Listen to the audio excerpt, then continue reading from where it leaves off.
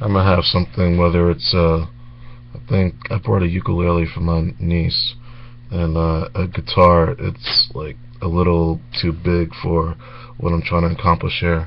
I wanted to sort of have something, so when between the thing like starting to record, I can have something that I'm doing, something I'm working on, a new chord, a new song, something just to be not sitting socially awkward waiting for my cue of the record feature. But speaking of the record feature, like the last time I hit stop, I talked about uh,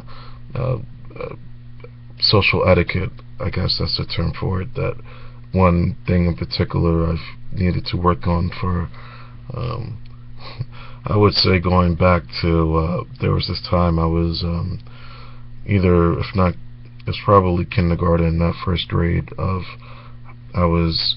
It's funny how I could remember things just sort of vividly from that period of time. Or anytime you sort of get in trouble, I was actually like drawing these pictures, and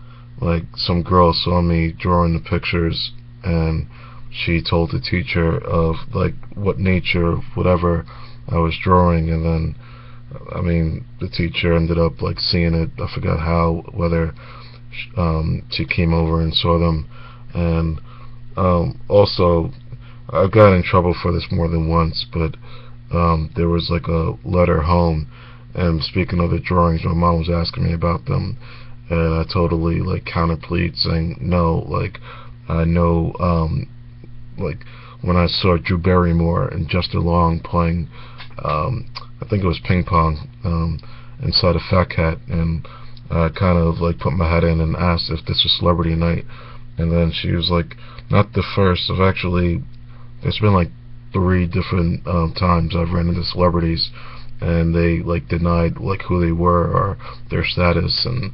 I remember one of the Jonas Brothers, the older one. I was in the NYU area. I'm not going to get into this area.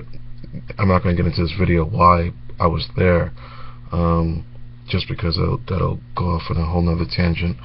But I met someone, like it was actually West 3rd and Mercer, and then Coffee, and I'm giving away too many details of what can be traced back to my email records. And I just like casually saw this dude walk by, and he looked like really familiar, and I asked him like, yo, are you famous? And he said no. And then like I'm looking at like pictures of this dude on like like the TV or like the internet, or I don't really look at magazines too much. I'm like, okay, if this isn't the dude, then he must have like a twin or whatever. I think maybe Joe Jonas. I know Nick Jonas. He's got 2 singles, and there's another Jonas that was on. I don't want to watch The Apprentice anymore, but he was one of the contestants on the last season, as well as Married to Jonas. Since that's there's certain television shows I never watch, and that kind of is lumped into that category of something. If I'm like looking through my like Verizon Files, you have a menu, and then I have like favorites. So whatever channel that show would come on, I wouldn't even really like. I mean, I do have my favorite channels and shows of that nature that I would never watch. But yeah, long story short, the other 2 celebrities I actually ran into, who sort of just counterplead like their social status, was Eva Mendes, who took a sharp turn toward the street. This is on 14th and 9th in that Meatpacking District area. She was filming this movie starring Keira Knightley, the last night in October, I believe the name was. And I think I mentioned what Drew Barrymore said. I actually knew she was going to be a Fat Cat. I ran into a group of couch surfers who had the heads up, so I didn't know where she was at first. It's like not a small place. It's like a place you go like downstairs, and they have a bunch of games, and it's bigger than like the average club you might go to that might be on street level.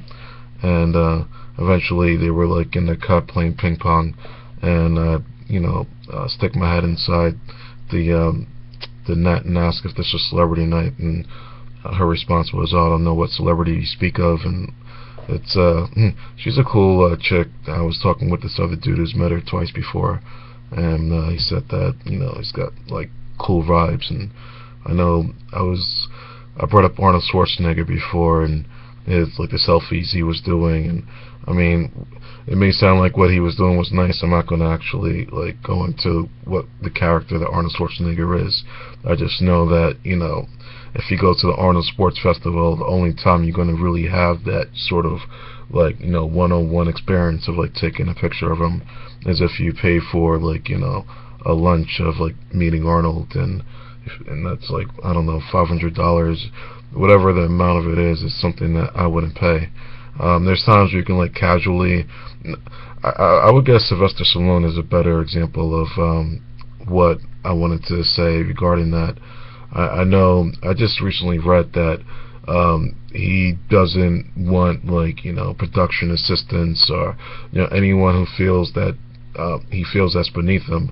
The irony is like he used to sleep in the Port Authority bus terminal before he wrote the script of Rocky, but like I know he had some clause in his contract where the people working on set couldn't make eye contact with him.